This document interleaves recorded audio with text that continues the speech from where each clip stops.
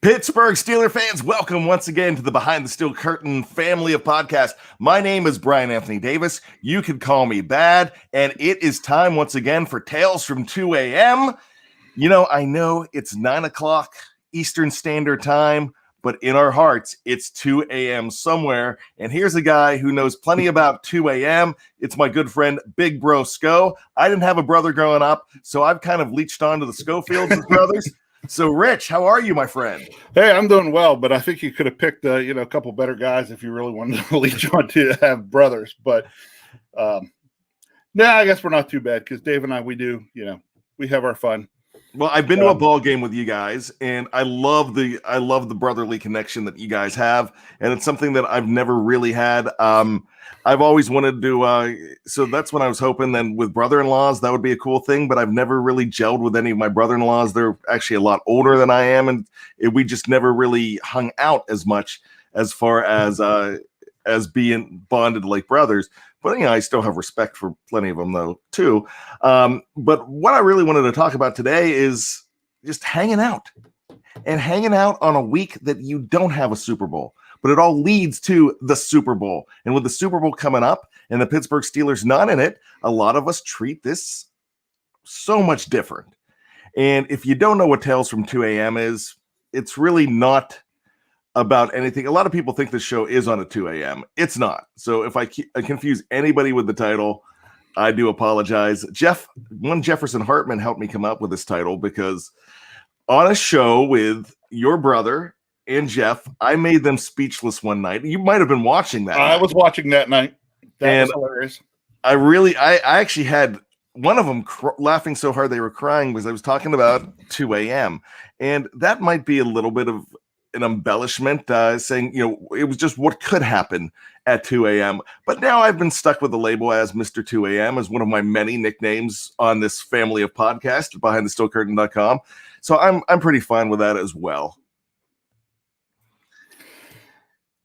You could have a worse nickname. Yeah. You definitely can. I've been watching Cobra Kai, and some of the nicknames on there are pretty bad. So I'll take Mr. 2 a.m. That's fine. And, it's great because we have people filling in on the live chat, and we've got great folks that it's 6 a.m. where they're at right now. And they're piling on, and that's what they do. Because if you are checking us out right now with a week before the Super Bowl, not much going on, no reason because the Steelers aren't playing in it, that means you're a true Steeler fan, and it's just fun to watch. So I'm going to bring this in because we're going to talk about Super Bowls today. Yeah. Junior Yazzie says, damn, just watched Super Bowl 30 on NFL Network. We should have won that Super Bowl. 2 interceptions by Neil O'Donnell. We had a dominant defense back then. I was a sophomore in college. Go Steelers. And that's what this show is about. Whether it's good or whether it's bad, you've got plenty of Steelers Super Bowl memories. But first, I want to talk to you about how you celebrate the Super Bowl, how you did as a kid, and how you do it now, Big Bro.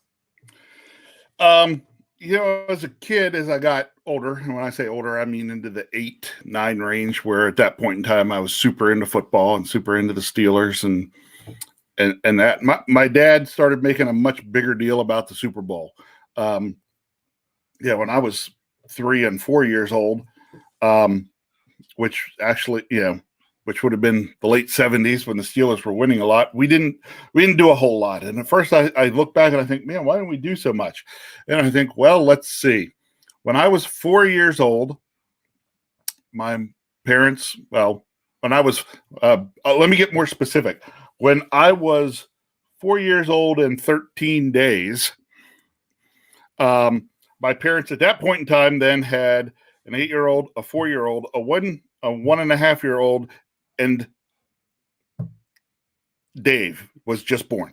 So I started to understand a little bit more as to why my parents didn't feel and we didn't hype up the Super Bowl thing then. They were just probably trying to keep their heads above water. But as I got a little older, Dad always turned it into a big thing. We turned it into what a lot of people do now, is a party, but it was just kind of in our house. We made some special food and we gathered around and we watched all, the big thing, the commercials and and the halftime show and who was singing the national anthem and all that kind of stuff. And that's when it really started to, the whole game had this aura about it then as I was younger. So things are a lot different today for me. I was telling you before we came on the show, oh my goodness, this would have been way back 2004. Yep, I was at that AFC Championship game. Yeah, well, that year in 2004, I happened to be working during the weekend of the Super Bowl, and on Sunday I'd put in a full day of work, and I was not feeling well. I had a headache, was running a small fever, and I really didn't feel like watching the Patriots, and I skipped the Super Bowl. And pretty much from then on, any Super Bowl that has had Tom Brady in it, I have not watched. Now, wait, let me ask you this. When you say 2004, was it actually 2004 or was it after the 2004 season? After the 2004 season, was it 2004? Okay. Yes. So it would have been the Steelers. Excuse me. It would have been the Patriots and the Eagles. Yes. That was so the one. you got to see Janet Jackson the year before. Yes. Okay. That's why this is very important. Oh, yeah. So, yeah, you did not, unless you really wanted to see, because the Steelers were supposed to be in that game, so that made it even worse. So I get it. And when the highlight is Donovan McNabb throwing up in the huddle with 5 minutes left in the game and just tanking in Jacksonville, I mean, I could understand why that would have been one that you'd want to miss. Well, and like I said, I just did not feel well. I got home. I think my wife may have actually even had the game on, but I don't even think I went in my room. For some reason, I think I was in my daughter's room and just passed out. Wow. It was, so I didn't even see that. And then I've had this thing from then on. I've probably seen a couple of the Super Bowls that Brady has played in, but I have purposefully skipped some. I did not watch the infamous comeback win against the Atlanta Falcons. Didn't see it. So, because at that point in time, I was so fed up with Tom Brady and the New England Patriots, I just was like, nope, not watching because they'll win. So really interesting. I mean, so now the only difference that I will have in that is that I watch every single football. I watch every single Super Bowl, and it is a holiday for me. And it's been like that since I was a child. And my first Super Bowl that I remember, which would really be Super Bowl XII, would probably be the first one that I'm really cognizant of, and that was the Broncos and the Dallas Cowboys. So but I remember not paying much attention to it. The one the next year, 13, which we just did on the Steelers Retro Show, I remember sitting down watching that and paying attention. And of course, the next year, Super Bowl 14, I really paid attention because my parents went to the game and I didn't want them to go, but I got over it really quick. I mean, I even talked about on the Retro Show for the AFC Championship game, where at first I was hoping that the Steelers would lose that game because I was afraid that they would go away. They would go to California on a plane. And I mean, gosh, I'm 7 or 8 years old and I'm afraid that something would happen to them. I didn't want them going. And we talked about this, and I don't want to go over it too much because you guys don't want repeats, but we told Terry Bradshaw that story that I was mad that my dad and I told him that I was mad at my dad and still mad at my dad that he didn't take me. And he said, hell, son, I would have never taken you either. Exact words.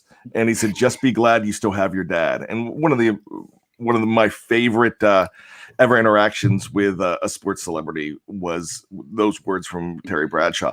But I just love the Super Bowl, but I could understand you don't want to watch Tom Brady in a Super Bowl. My only thing now, when it comes to the Patriots or Brady, I really don't have a problem with Brady. And I know the Buccaneers are in the game. I really don't have a problem either. At this point, I'm kind of to the point with Brady where I'm at, all right, you're on a different team. And this is a situation where your legacy is set. Whether you get 3 more or no more, you are there. And wow, gosh, my dad, who is never in the live chat here. Wow, we've got a couple of Bill Davises, but this is my dad. I've never seen him in the live chat, and I know my mom has started this. My mom has started watching us, and they usually watch us on a replay. So, Mom, Dad, love you. Good to see you. And there, he says, Rose Bowl streaker Steeler win. They actually had a streaker at that game. The halftime show was up with people, and then there was a naked guy at the game streaking through, because I guess that was the late 70s, early 80s. You had a lot of streaking. So they had a streaker at the Super Bowl, and I guess that's something that they always will remember. So that's really funny. But so I got to tell you, I will turn off. The only thing I will turn off is the celebration. When it gets down to zeros, I don't really want to see the Patriots celebrating when they're in it, so I don't watch them celebrate. If something happens, I'm going to go ahead and if something happens that the Patriots win, I'm going to turn it off. I won't watch them. If something happens that the Buccaneers win this year with Brady, I'll watch the celebration. I don't have a problem. I'll watch the celebration if the Chiefs win it. I don't have a problem with that either. I'm probably going to get tired of Patrick Mahomes pretty soon, so that might change if he wins 4 or 5 or 6 or 7. Now, the Baltimore Ravens, it took all I could to watch the Harbaugh Bowl. Watch those two Wangs coaching each other. Yeah, that one was tough, but I did watch that one. But I never watched them celebrate. I've never seen a highlight of them celebrating. I've never seen confetti raining down on them because I can't, will not, won't. So that's something that I can't watch the Ravens. I'm probably going to watch this year's game because I've said, I haven't watched any with Brady, but I probably will, partly because if there's one person I'm really kind of out there pulling for, it's actually Bruce Arians. Yeah, you know what? I have no problem with that. What's your thoughts on, and this is current Steelers when we're talking about everything going on with the Steelers right now. They're not in the Super Bowl. What are your thoughts, though, of Bell and Brown being in this game? If they end up playing, will there be any significance? Oh, hold on. Hey, Kyle, what was that meme? When you do nothing in the group project, you still get an A. Yeah, Kyle was showing me the meme the other day. He says, "Hey, get him in here. Get his head in here. Come on. Let's see here. Kyle. Now I'm gonna have to pay Kyle. Hashtag pay Kyle. Yeah, come in like crazy. Kyle, come in here. Hop in there and tell him what that meme you were showing me said. Let me see. He wants you in the picture. Get in there. Hey, Kyle. What's up, buddy?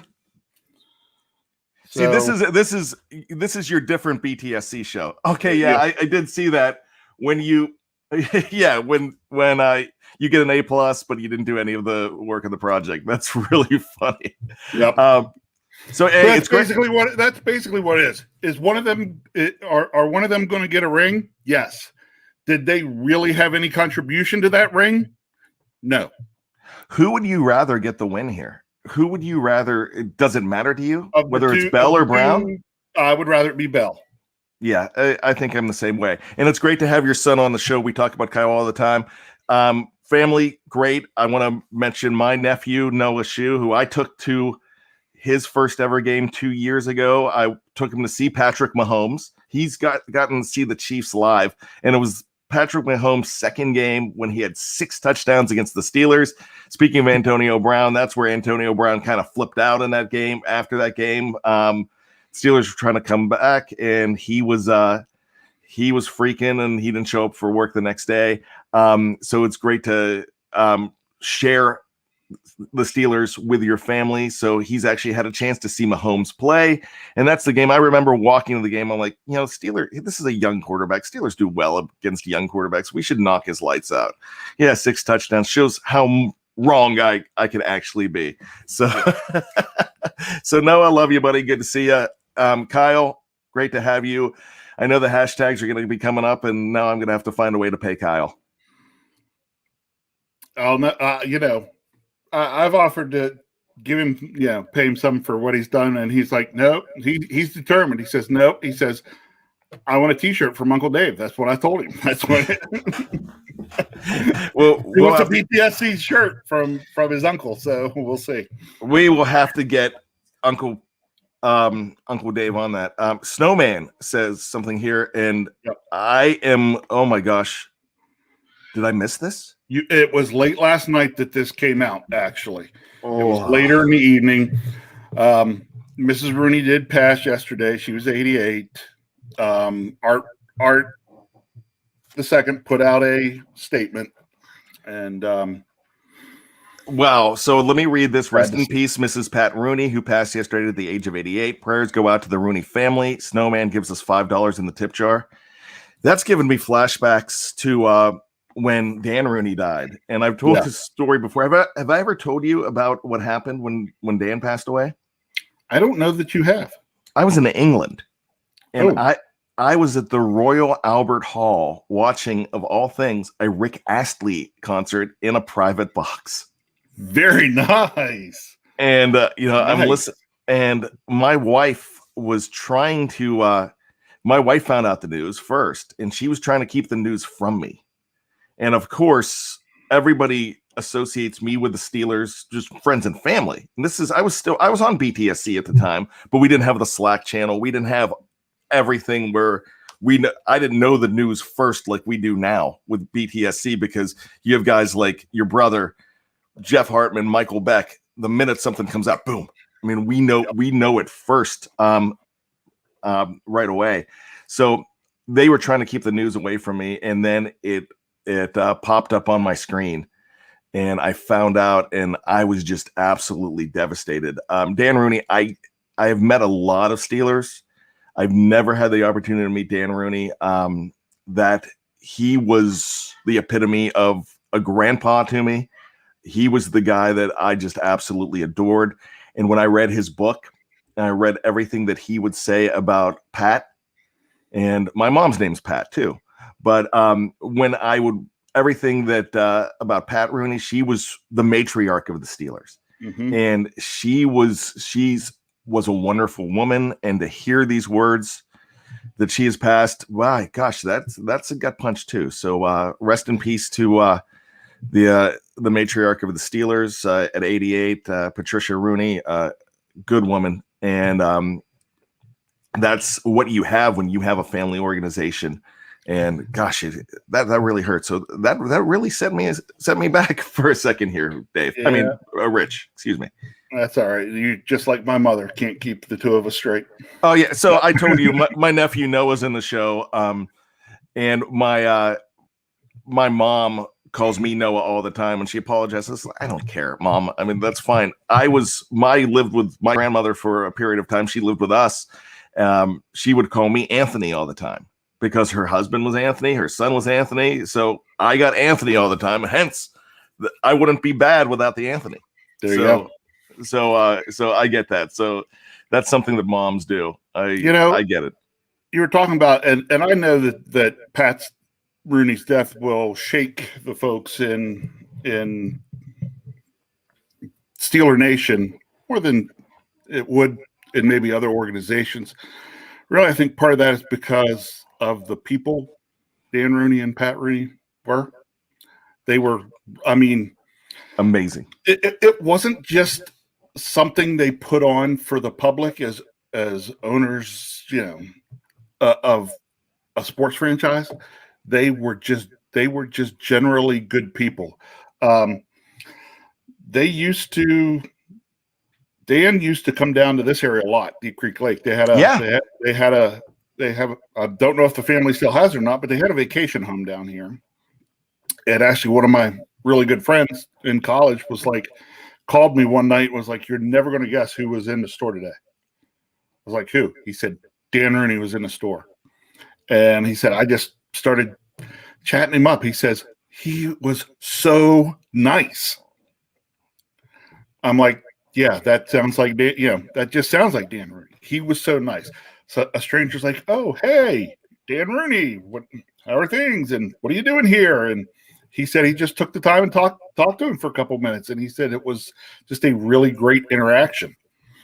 The Rooneys never believed that they were celebrities. They knew the obligation that they had to the city of Pittsburgh to put out a team, but they always felt like the city of Pittsburgh, that they couldn't be there without them. And that's the way they treated them. The stories of Art on the north side, just going to church and walking to the game. Dan would do the same thing. Art would stop by houses along the way and talk to people. It was all about community, and we've kind of lost that. We've kind of lost that sense of community. And to go ahead and push this back to the Super Bowls and the Steelers in the Super Bowl, you look at how everybody was thrilled back in January of 1975 when the Steelers won their first Super Bowl. Those pictures of them celebrating Art in the locker room, giving him the trophy. He has the those players. They were thrilled that they won the Super Bowl because it was going to change their lives. A lot of them in a major way, winning that Super Bowl, because 1975 is a lot different than it is in 2021. But they wanted to do it for him. And you go back to 2006. We're coming up on the anniversary of that, the 15th anniversary of that. And Bill Cowher standing there and his exact words. I bet you could tell me the exact words that Bill Cowher said to Dan Rooney on the podium. He said, "Mr. Rooney, not Dan, Mr. Rooney, this is something I've been waiting to do a long time," and handing him that trophy. And that's what these people meant. So that's really awesome to think about that. Yeah, it is. It just goes to show, you hear a lot of the players, and I think somebody put it up on, I think it was, Thaddeus threw up on in the live chat about how Dan Rooney and Ike Taylor were real close. It was always kind of amazing how close the Rooneys would get with some of their players. It really is kind of like a family. Yeah, and you know what? Ike told Dave and myself the exact same thing back in July. Actually, it was in August when we talked to Ike Taylor on the BTSC podcast here, and he was saying, "Man, I was a pallbearer for Mr. Rooney with his grandsons." And when he started talking about him, he choked up because that's the relationship they had. And I remember Dan going to reports of Dan going to Ike and say, "Hey, there's a certain racial slur that I don't want to hear players saying in the locker room that I'd like you to go ahead and get rid of." And he went to Ike to get it done. And Ike said, "No problem, Pops." Then that's what he called him. Called him Pops. And when he brought up, like I said, the man's tearing up when he's talking about the owner. And they were like 45 years apart in age or something like that. So, that's something that it's special. And we don't realize what we have in this organization. If you value family, then you're going to value what we have. Are we getting away from that a little bit? Because and I gotta say, Art 2 came out today. Came out the other day, and he had a lot to say. And a lot of people are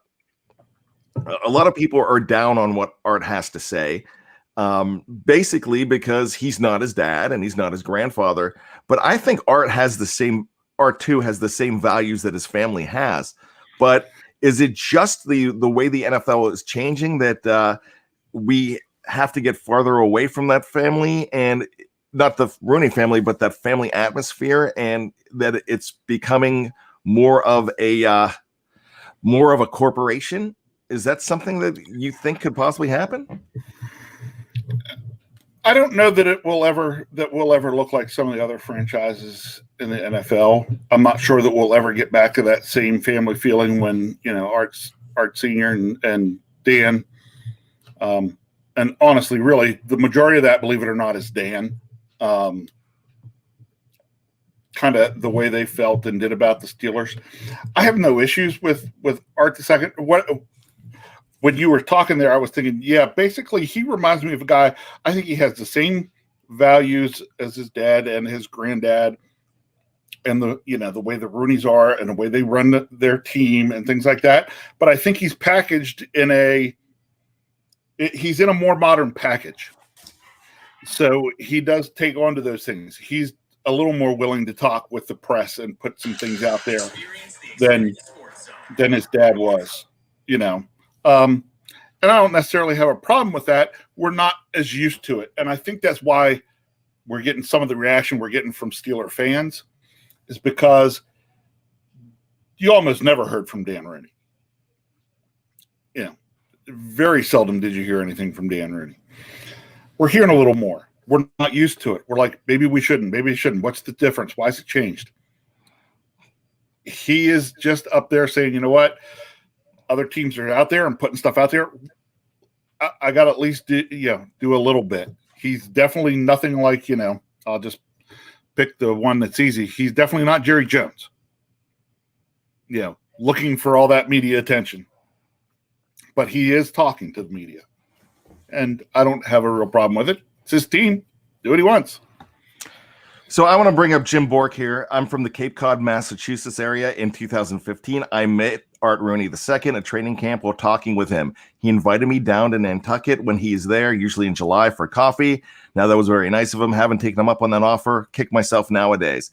Yeah, I've seen him outside of Heinz Field walking around, and it looked like he was working. It looked like he was doing something. I don't know whether he was talking to a vendor but he looked like he was on a mission and looking for something. But he was very cordial. People were saying things to him, and he was really nice. I think Art's a good guy too. But I think that, like you said, things are changing. But I think the fact that the Steelers haven't won, and there's been certain things going on that people are down on them. I think if things get back together, that he is going to be beloved just as much as his dad and his grandfather as well. So that's something I really root for. I don't want this family feeling to go away, and I really don't think that it will. So what we're going to do, Big Bro, is we are going to take a break, and then we are going to come back, and we're going to dive into Steelers Super Bowls of the past, and we're going to talk about the good, the bad, and the ugly. We're going to start off with Super Bowl IX and what you remember from that, and Tales from 2 a.m. So stick around. If you are checking us out on our family of podcasts on the audio side, just flip on over to Tales from 2 a.m. number 2, and we will talk to you just like that. Welcome back to Tales from 2 a.m. My name is Bryan Anthony Davis, along with Big Bro Scho, the one and only Rich Schofield, the better looking of the Schofield brothers. At least you got that right. He will tell you that. In fact, that was the condition to come on the show. You've got to say that I am better looking than my brother Dave. So I did go ahead and say that. But my package will be coming in the mail. So I do appreciate that. And, I'm looking at the live chat. We're talking about a Lions trade with Jared Goff, the Rams getting a first and a third with Goff for Matthew Stafford. I have not had a chance to look into that. That's something that seems to have just surfaced now. That one was really late last night. I actually saw the news of Mrs. Rooney's death before I even saw the breaking news of the trade. You know what? I actually, and I don't do this very often, I like to get up at a good time.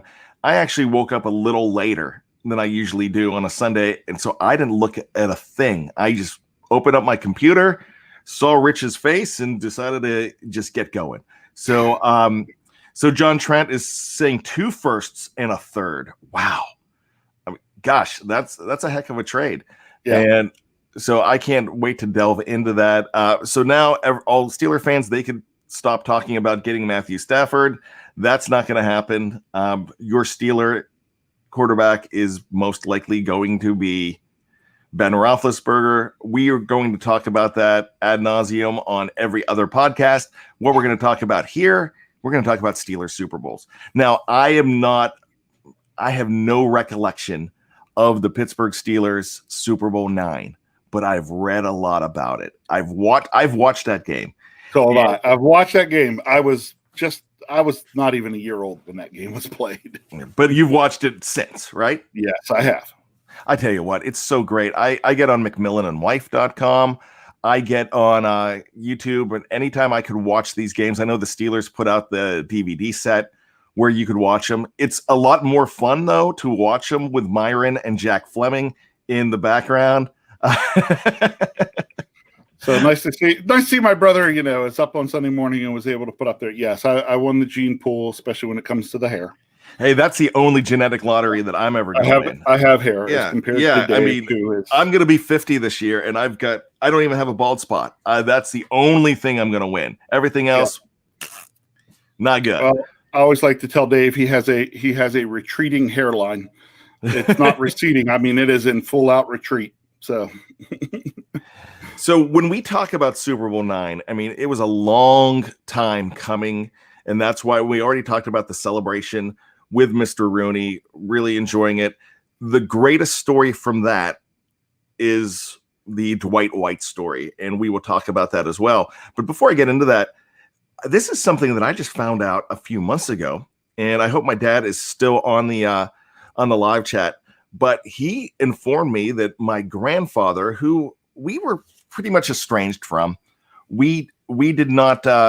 My grandfather left my dad's family when he was about 4 years old, and really made my dad the man that he was, made him the father that he was.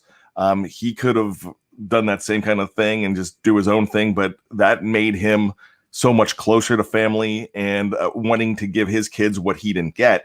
But I mean, from time to time he would talk to his father, and apparently my grandfather went to Super Bowl IX, and I did not know that. So that's something that I actually got to call my dad and find out more about that story, because he told me some really fun stories about that. But I have not been to a Super Bowl yet. I had opportunities.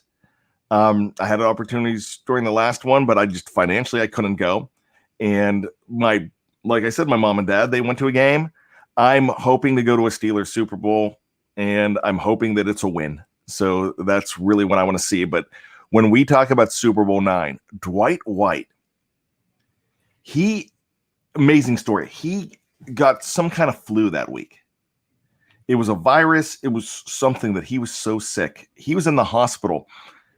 Do you realize, Rich, that he was released from the hospital that morning? Yes, I knew that. Sunday morning? Yep. And this game was originally supposed to be in the Superdome. It was supposed to be the first Super Bowl in the New Orleans Superdome, but it was not finished in time.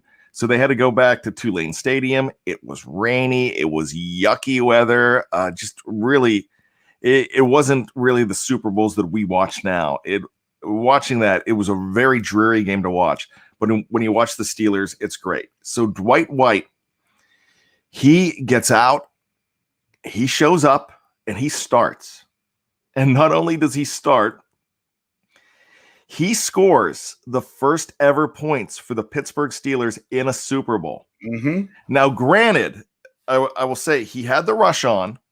He did not wall up Fran Tarkenton. Fran Tarkenton kind of fell down in that muck, but he recorded the safety. So the first ever points for a Steelers team in a Super Bowl was a safety in that game, and it was Dwight White. And the guy they called Mad Dog, he was a warrior.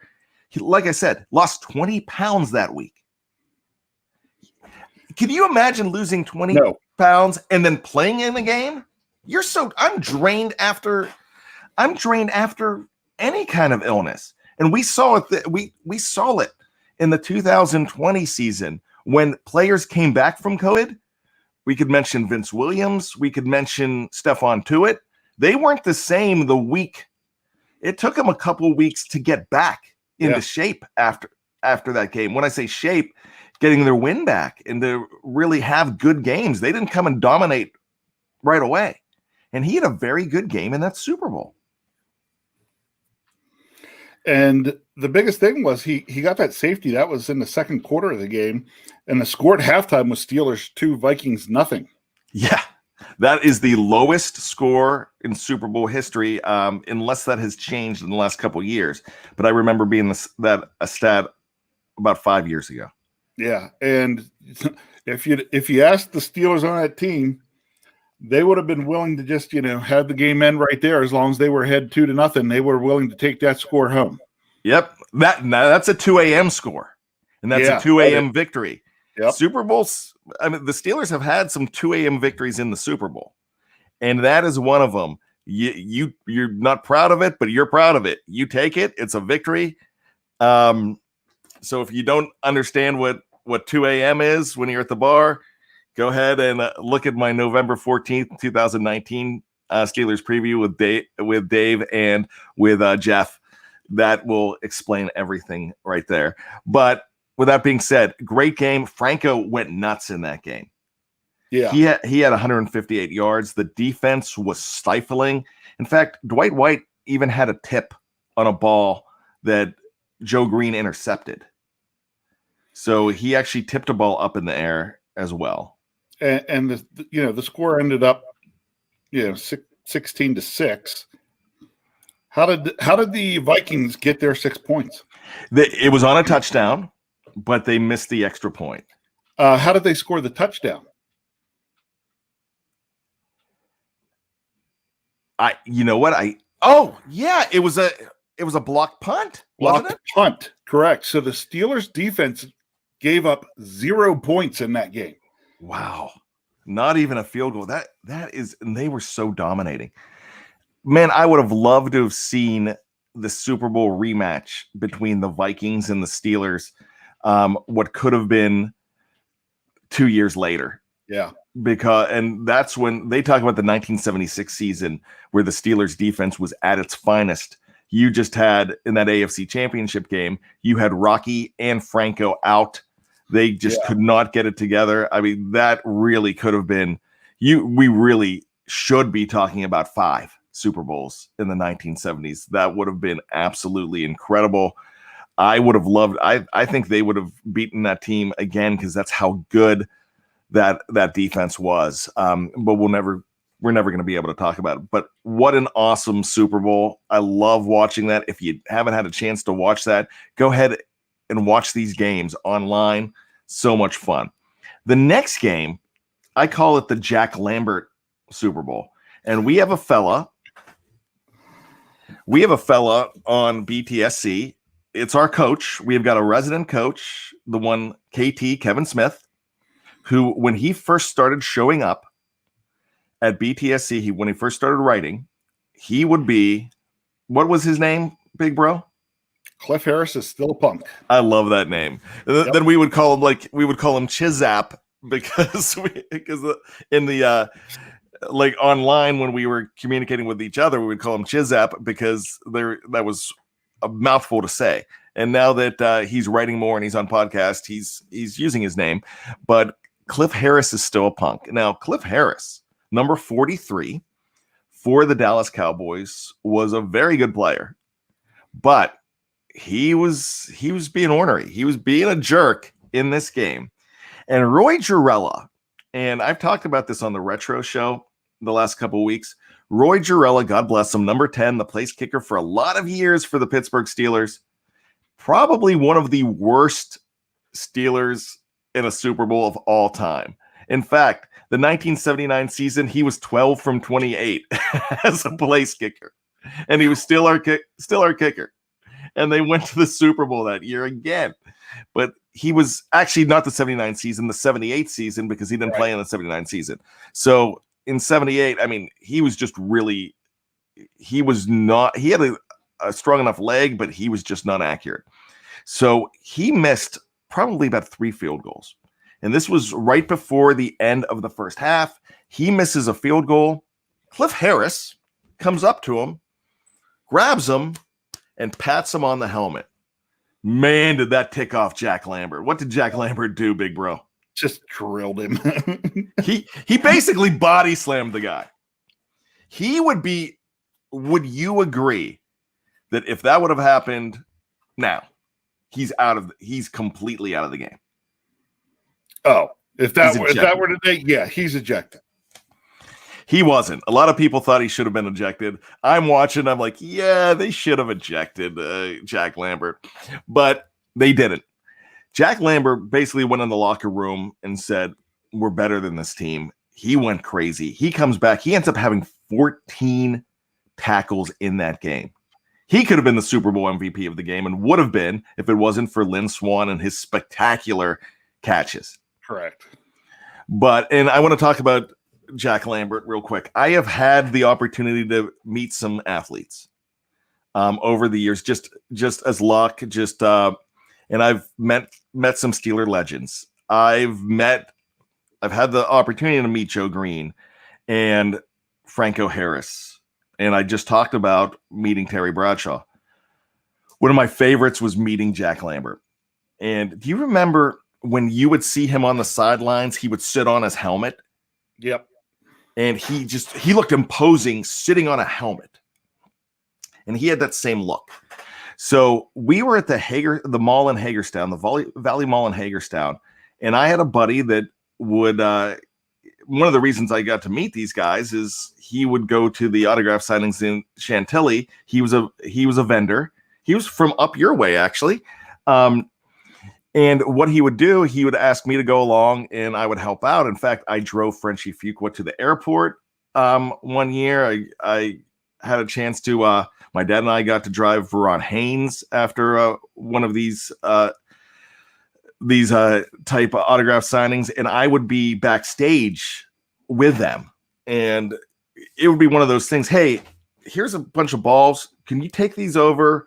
Take him over to Pete Rose, ask him to sign this specifically. And I'd be like, sure. Here I am with balls. Like, hey, Pete, can you do this? And it was just like, it was a normal thing. And you're just like hanging out backstage with all, and it's a big convention center. It's really cool.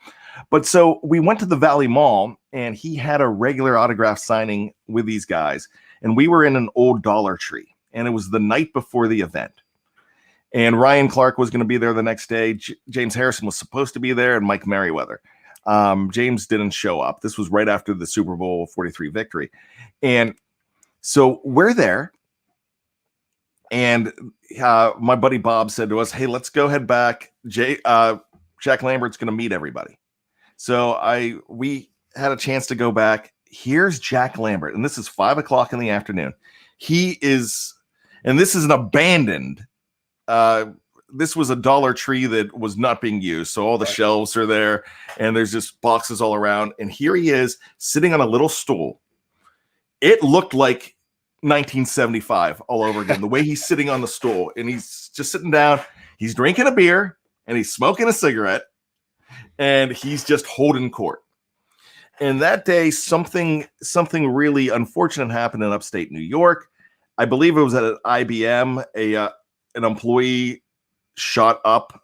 There was an employee shooting with, I think he shot 9 people, 4 people passed away. It was really unfortunate. And Jack Lambert's like, hey, what happened up in New York? What kind of security do you have here? And he was serious about it. And someone said they have security. And here I am. And you know me, my head, I'm a little bit of a show off from time to time. I'm like, hey, this is my chance to talk to Jack Lambert. So I looked at him and said, hey, Jack, my name's Bryan Davis. I'm 5'8". I'm 250 pounds. And I've got your back. And I said that to him. And it was great. He looks up. And his exact words were, JC, we're all in trouble. Well, he didn't say JC. He said actual JC. Yep. I'm just going to go ahead and put the abbreviation. We're all in trouble. And so and he went off from there, and he was so much fun. And so the next day, they have the private signings, and I take my dad back to meet him. And my dad says to him, extends his hand, and well, he sees me first. I said, hey, Jack, we met yesterday. He goes, hey, Bryan, good to see you. You know, keeps on going, and my dad extends his hand and says, hey, I'm from Johnstown, Pennsylvania. And Jack goes, Hammer's from Johnstown. Talking about Jack Ham.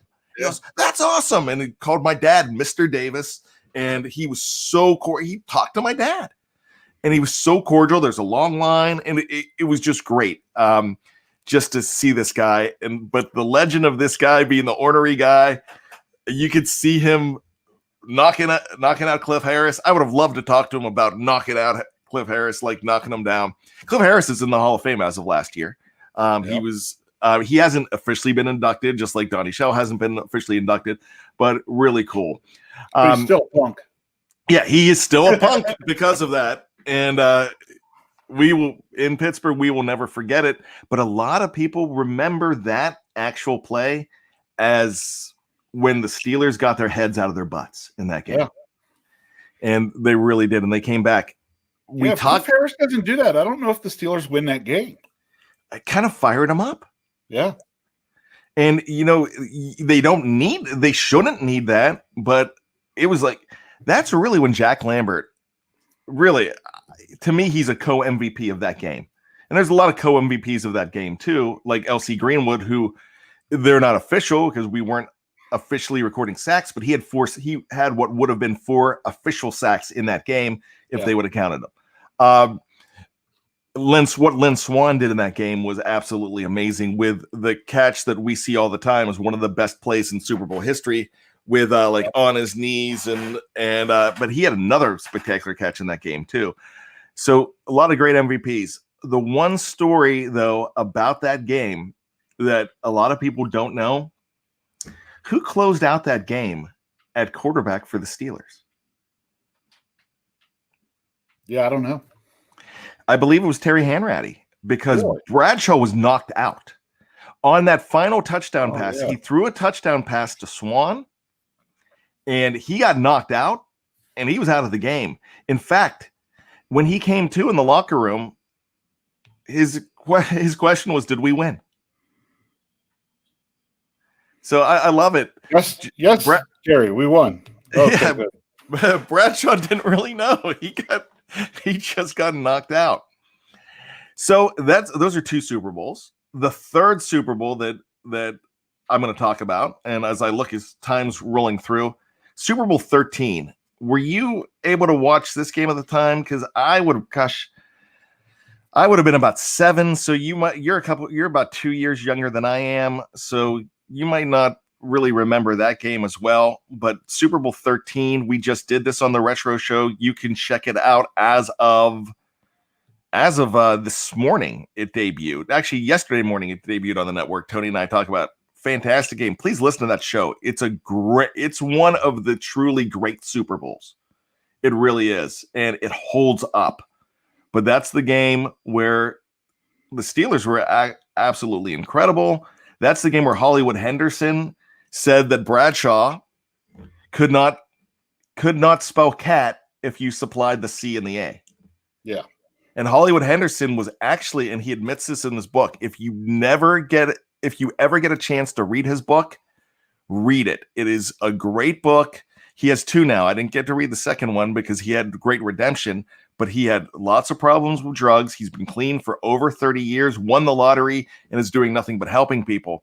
But he will admit he was on the sidelines with an asthma inhaler in that game, inhaling cocaine in front of the NBC cameras and everything. And that was a really funny, it's not funny that he did that, but it was funny between Bradshaw, because Bradshaw came back at him too. That was the words between the two. This was the winner was going to win their first Super Bowl. Win their third Super Bowl, the first team to win 3 Super Bowls, and it was the Pittsburgh Steelers. And they were cemented as a dynasty at that point. You go to Super Bowl 14 the next year, and this is the one when my dad mentioned to Bradshaw that we went to Super Bowl 14. Bradshaw did this. He looked up from the helmet he was signing, looked up and said, "That was a tough one. We won, but that was a really tough game." And they were losing 19-17 to the Rams at halftime. Mm-hmm. And they came back. They won it. That's that spectacular pass to Swann. Franco had a good game. The defense was the defense. Lambert did it again. He had an interception with about 5 minutes left in the game because the Rams were at that point. It was 24-19. They were close. They were down deep towards the red zone. And they were about to, with a touchdown, they were about to pull ahead of the Pittsburgh Steelers in the fourth quarter in Pasadena, California at the Rose Bowl. And I got to tell you, the dynasty could have ended right there. Do you have any remembrances of that game either? I really do not, because again, I was just shy of, I was 4 or 5 years old in there, and just, I remember that, but I don't remember anything about the game.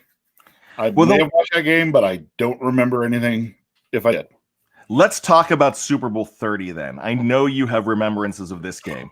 Yeah, I do. And that is, and gosh, not only is that, do you realize that where we're talking right now, it's the anniversary. Is it the anniversary of that game? Or yesterday was the anniversary, because that was on the 30th. So today's the 31st, I believe.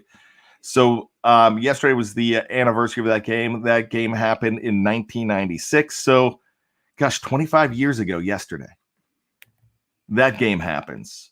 So a lot of people don't get broken up over that game because the Steelers were, 13-point underdogs in that game? Right. But they really came to play. I know they blew it. O'Donnell blew it with the interceptions. Corey Holiday did run the wrong route. But that's the one where I like to say, Neil O'Donnell was the MVP of that game for the Cowboys. He really was. Yeah. But that game was there. That game was there, and the Steelers really could have won that game. They really could have. And there was a point where they were driving with the surprise on sides, with everything. They had a chance to take the lead in that game too. It was not to be. Gosh, it killed me. 10 years later, they got a chance to do it. And let's talk about that spectacular. Take me through February 6th, 2006. So it's basically 10 years from this Dallas game. They're finally back in the game. This is what I call a 2 a.m. game. Ben Roethlisberger had a 2 a.m. game here. Well, I can never talk about that Super Bowl without talking about the play that happened, prior to that Super Bowl. Oh, yes. The tackle. The tackle. Where the Steelers are basically, big lead, 1 yard line, ice the game, hand the ball to the bus. He fumbles. Ironically, I watched that play in the same place I watched the Super Bowl. I was working at Binghamton University at the time, and my wife and I had found some friends actually through our children. My daughter was like 3 years old, and she went to a daycare, and this other little boy kind of was her best friend there, and his parents, we got close with them, and turns out he's a huge Steeler fan.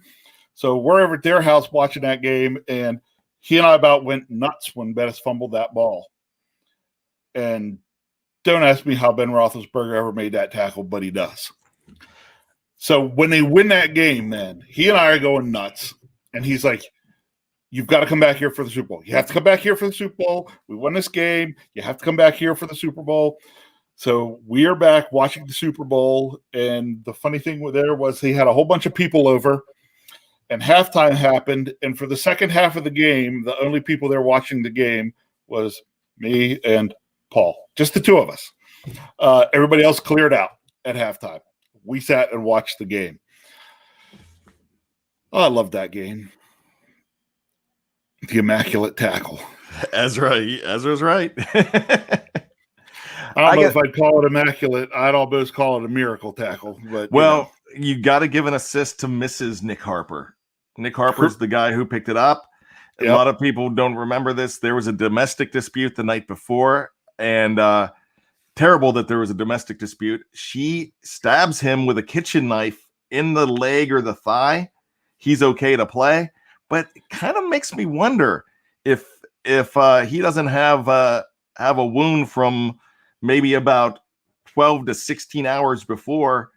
Is he running a lot faster? I mean, in that situation, not just faster, but is he able to do lateral movement a lot more? Because that's what killed him on that run back. That very well could be. Mind you, that the Colts had a chance still to win that game, and Mr. Automatic, the drunken idiot kicker, which Peyton Manning would call him, Mike Vanderjagt. I can't believe that, then they missed that kick. So they missed the kick, and we're going to the, off we go. And don't forget Bryant McFadden, who had two breakups in the end zone before that touchdown. He had two consecutive breakouts. Excuse me, not the touchdown, before the field goal attempt. Just absolutely incredible. Yeah. And then, in the Super Bowl, you know what my memory is in that Super Bowl? Yeah, hit me. Is the touchdown pass Randall L to Hines Ward. Oh, it was beautiful. Oh, that was fantastic. I could still hear Bill Hillgrove say, "And this place is a Steelers maniac haven." Yeah, that was great. The only thing I didn't like was all the whining and crying that I heard from Seahawk fans after that game about, loved how they blamed it all on the referees, and the referees gave that game to the Steelers. It was 21-10. Correct. So a lot of us have those scapegoats, and I get it, and they're always going to be upset about that. They always will. But I got to tell you, the Steelers did come to play in that game, and my great memory of that game is Willie Parker. Oh yeah, and Faneca. By the way, Faneca needs the call to the Hall next week. Yes, he does. But Faneca led the way. Faneca, he pulls, he leads the way, and Willie is off to the races. And then he does that flip into the end zone. Yep. What is your favorite Super Bowl? Would your favorite Super Bowl be that one? Or would it be the next one, Super Bowl 43? Was actually the next one was 43 is probably one to me was even better than that one. It was not the one before was great because beating the Seahawks because it was hey, it was number 5. It was finally after all those years you got that. But in terms of a football game, my gosh, what could more there have been in the Super Bowl against the Cardinals? I got to tell you, that's my favorite too, because I will never forget being so nervous because we have all those 5 wins that the Steelers had. Then this one, 38 seconds left, they're still losing in this game. Larry Fitzgerald was incredible in that game. The Steeler, of course, James Harrison, what an amazing 14-point swing that was. Yeah, with that 100-yard touchdown. The pass to Santonio. I mean, you got to remember, Hines had a great game for not being able to do much because he had a bad knee injury. He was in a hyperbaric chamber that week. Yeah. He was lucky to be able to play in that game. He wasn't exactly the decoy that people thought they were going to be. Holmes' catch in the end zone. Holmes missed one, let it go through his hands the play before, but that catch was amazing. And then they still have a chance to come back. What I loved about that catch from Santonio was actually, this was in the early days of high def TV. I had just purchased a new TV a couple weeks before the Super Bowl. And so I'm watching this game in high def. And Santonio catches that, and they're showing replay. They're showing some replays on the TV, and then they're going to break because they're reviewing that play. And I remember calling my brother and said, "Hey, Dave, what? It stands." He's like, "What?" I said, "I'm watching this in high def right now. Like you can see blades of grass move." I'm like, that was a good catch. He's no like, white. There was no way white overturning that. He was like, "Really?" He's like, "Yes." He's like, "Awesome." They came back and confirmed that touchdown. And of course, I went nuts. That was actually after I'd gone nuts earlier. Now, this was fun because my kids were real small, and the apartment we had where I was watching the game was right next to their bedroom. So, when the Cardinals take the lead, I stand up. I'm throwing pillows down. I'm punching cushions on the couch. I'm going nuts. And then to try to keep it under control when Santonio catches that go-ahead touchdown, just, trying not to wake the kids up it was fun. That was another game. I watched the second half of that game totally by myself. So, which is probably a good thing because I just sometimes when the Steelers are there, I'm just nervous and I'm a mess. Oh, I get it. Now, I have a role that I don't care who's in my house for Super Bowl. I had one Super Bowl, the Broncos and the Panthers from about 5 years ago, 6 years ago, where we had 43 people in the house. We had so many people in the house. But it's funny, halftime comes, then you have 4 people left because it's on a Sunday night. But when it's a Steelers Super Bowl, which I haven't had that many, I've had 3. but I make sure that it's Steeler fans only for the Super Bowl. And that's the only time that I do that, because you don't want the because it's different. It is different. It is religion at that point, and you don't want anybody making comments that just to try to rally up. My one buddy that comes to the games, one of the reasons we started this, he watched the Seattle game with a person that was rooting for Seattle, didn't really care about football, but just rooting for Seattle just to rile everybody up. And it completely pissed him off the entirety. He could not stand it. So that was kind of the role for that. And we watched that together. So we've had an opportunity to rejoice together as at Steeler Central, what we call it. And we've had a chance to just be down in the mouth when the Packers game rolled around. And that was another game that the Steelers had a chance to win that game, and they didn't. We're not going to get into that game. They just lost it. Maybe if Pouncey's playing in that game, it's a completely different story, but ifs and nuts, ifs and buts, candies and nuts, but I can't wait for them to get back to one, Big Bro. And I think if they get back to one, we've got to have a big BTSC contingent. Oh, that would be fun. I think that would be amazing. Hey, thanks so much for talking about these games with me. I wish our team was in it next week. Really do. But I got to tell you, talking about it and the memories, that's what Tales from 2 a.m.'s about. And it's all the crazy stuff. And there's so many little stories and little fun stories. And I was going to tell you, you know what? Instead of wrapping it up, let me tell you this really crazy fun story. So we talk about the elation in the last 2 minutes of the Steelers-Cardinals game. There was a city in outside of Phoenix in Arizona that somebody hacked into their system, hacked into the cable system, and they actually put an erotic movie on instead. So you're watching the final 2 minutes of the Super Bowl, and they missed. I heard that and I Googled it just recently just to make sure it was true before I ever brought it up again. So you're watching the game. Next thing you know, you're watching a dirty movie instead, and you miss the rest of the Super Bowl, and your team's actually winning. And they come back, they finally get it back, and they realize they lost the game. Wow. How insane would you be? Yeah, I think I would. That would no longer be my cable company, probably. So. That would be absolutely nuts. Well, my son just came in with a pad of paper to ask me how much French toast. He's making me French toast, so I guess we should kind of get off the show here. You want to say hello? Some Sunday brunch. Yeah, I got to tell you. So he's not going to come and say hello like your son did, but I've invited him over. But I tell you what, we are family here at BTSC, and if you're checking us out at Tales from 2 a.m., that's a big deal. You're a part of our family. Thank you so much for everybody here.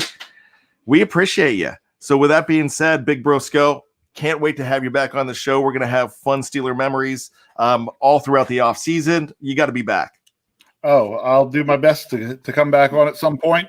I kind of like your deal of, you go to the show and kind of rotate in, the guest co-hosts. That's kind of nice, kind of neat, because then I get to check out some different people as well. So it's kind of nice. You know what? That came about, and you did a great job with this on Merry Steeler Memories. I came up with that idea right before Christmas to have those shows talk about our Christmas memories and throw in the Steelers around it. And yours brought up a lot of memories with me because I didn't get a chance. You talked about the Patriots game right after Christmas. You got those in 1982. You got those tickets. Yep. And that's really, and I remember not being able to see that game because we were celebrating Christmas in California that year. So, so I never got a chance to see that game until right after that. When you said that, I went back and watched that game. Nice. So I finally got a chance. We listened to some of it on the radio. I was about 11. But I got to tell you, that was something for me that really sparked that we have all these fun stories as Steeler fans, and we should talk about it. So Yeah. Jeff said, why don't you bring different BTSC family members in and talk about them, talk about the games and talk about the memories. And because, I could tell all the crazy 2 a.m. stories, but after a while, I'm running out of them. So I want to get your stories too. Because we all, especially where you overlap games with other people, everybody's got their own take. Everybody was at a different place or a different time of their life and kind of how that goes. For me, that whole thing, I talked about, part of what I talked about on that Christmas one was, after hearing the fact, my brother saying that, his first Steeler game was the day after Christmas, when he went to see the Ravens. I was like, holy cow, you were old. I was like, I went the day after Christmas and saw the Patriots, but I was only 8. It's like, so it was really. I got to bring this up. This show is Steelers porn. It never gets old. Thank you, Bad Itch. I appreciate it. I love that name. That makes me feel good. I guess that makes me feel good. It's fun to talk. Like you said, it's fun to talk about that stuff and to see other perspectives. And so next week we're going to talk more about the Super Bowl. We're going to have Cliff Harris as a punk back on because I want to hear him talk because he does remember that game. He remembers Super Bowl X. So we're going to talk about his perspective from some of these games as well. So it's just going to be a lot of fun. Thank you all for sticking with us. We love you, BTSC family. Big Bro Scho, you're my buddy. I love your brother. Thanks. Love you too, man. You're a big part of the family. And one of these days, you're gonna show up for Christmas dinner, and Bad's gonna be there. Bad's gonna be there with his place setting, ready to go at the Schofield family table. That would not surprise me. Notice, not hey, that would be great anytime. And I'm like, yeah. All right, buddy. I appreciate you. For Big Bro Scho, Rich, my name is Bryan Anthony Davis. You can call me Bad. And no matter what time it is on your clock, it's 2 a.m. somewhere. We'll see you.